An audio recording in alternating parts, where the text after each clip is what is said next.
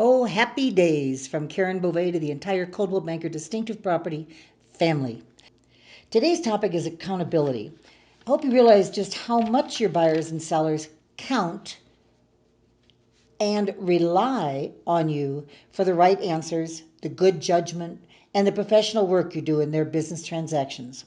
I'm sure you know to give them the names of three people, new rule in alphabetical order, when they ask your recommendations on things like inspectors, surveyors, title companies, and so on. But in the end, it's really you that they count on. You can tell your buyers or your seller of a good experience that you've had from a vendor, but please don't tell them of any bad experiences. Regarding accountability, it's so important to account for dates, deadlines, monies, explanation of the contract language, and then note it by email, letters, texts, etc., that you just did that.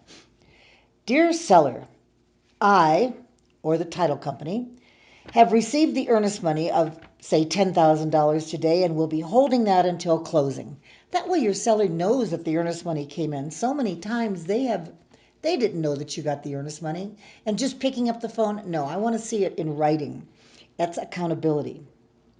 Or you can say, Dear buyer, thanks for ordering the inspection of that property you have under contract on Pine Street.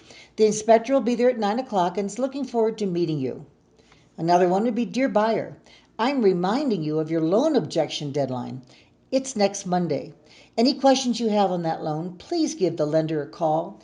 When you're satisfied with that loan and the conditions, please let me know by Monday. That way, you are letting buyers and sellers know that you're involved in their contract. They have to be, of course, involved in their contract. Too many times dates slip by and they didn't know that they had slipped by. Again, email, text, or snail mail. There are too many instances where the buyer or the seller didn't understand the language of the contract. This will get you and me in trouble or even in court.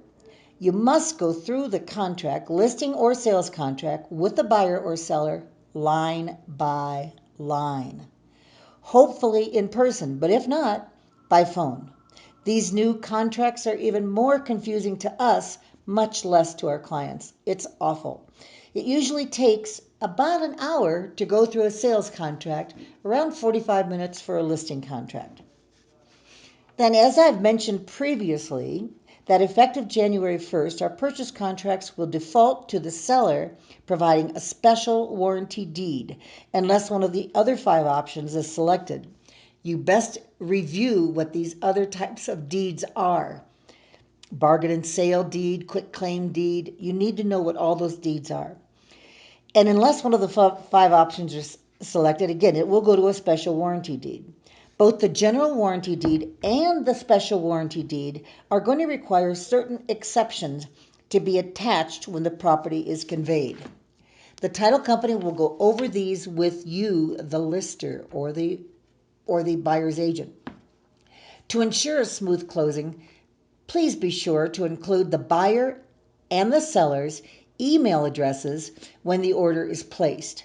If you provide these emails, the title company will deliver the applicable exceptions to you and to your client ahead of the closing for their and your review. Remember, you are accountable to know what these exceptions mean and how they affect your buyer or your seller.